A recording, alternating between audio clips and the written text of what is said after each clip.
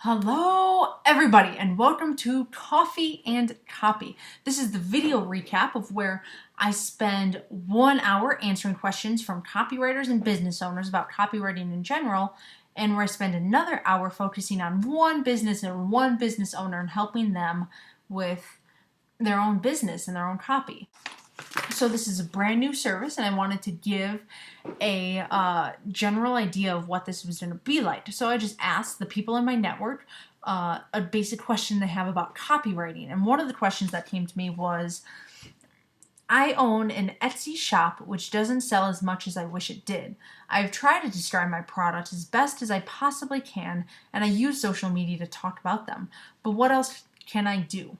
So this is a problem that I find quite often in a lot of business owners.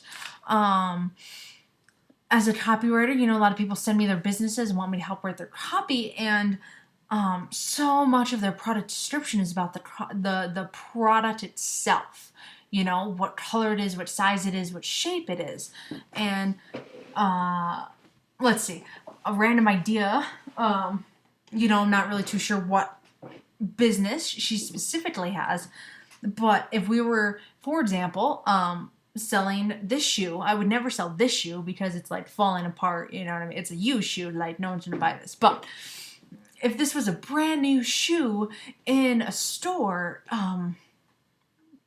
as a business owner, you're not, when you're trying to sell something like this, it's just a shoe. Like, to keep this all in perspective, it's just a shoe. It goes on your feet and protects you from like the gross stuff that's on the ground, But it's like how you differentiate yourself from your competition matters a lot in how well you know your target market.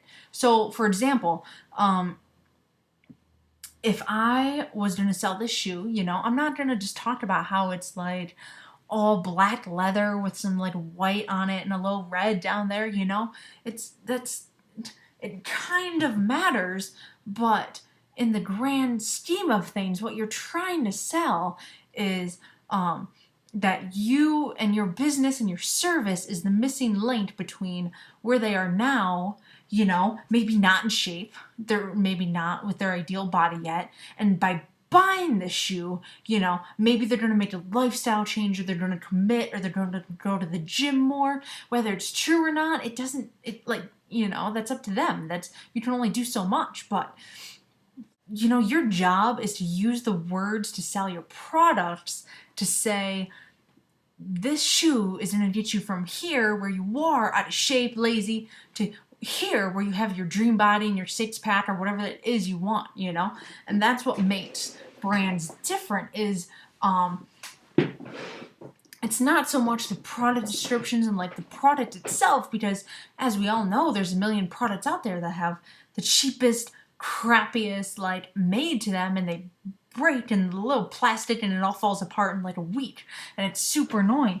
But it's the feelings that go, and sometimes it's price and they just can't afford X, Y, and Z. But for the most part, a lot of it has to do with the feelings behind a brand and product. And let's say, for example, that you are selling maybe like vintage wedding table placement. This is horrible. I should have picked a totally different market.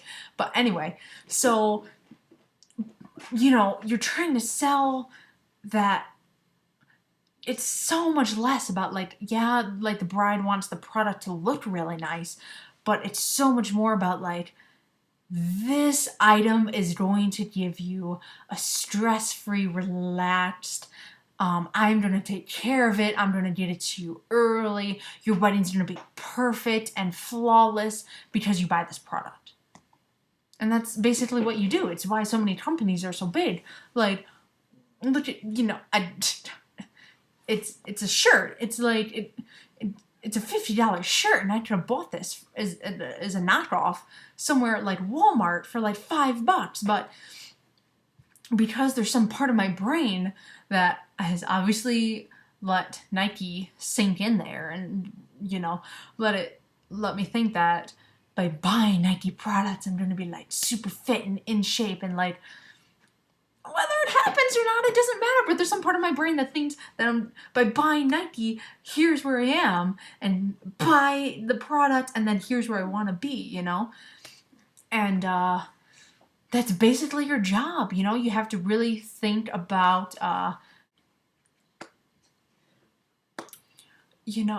sorry, total.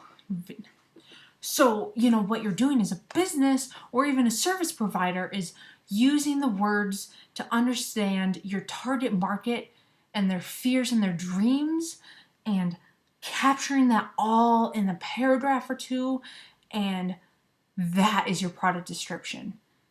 Take away everything about the shape and the size and throw in one paragraph where it demonstrates that you really understand your target market and their fears and their desires, and that is where, and I promise you, your product is just gonna that is the secret. That's the secret to copywriting. It's not magic, and it's not, maybe some people are better at putting words together than other people, and that's why they hire people like me, copywriters. But it has so much more to do with understanding your target market, and if you can do that, put it in some words, and they will never shop with anybody else. So that is the intro to Coffee and Copy. Ask me questions. I'm going to put all of my information down below. And please do not hesitate to ever ask me a question. So that is it. Thank you for watching. Go change your product descriptions. Products or services, go change them. Identify their fears and desires. Boom. That's your assignment for today. So there you go. Bye.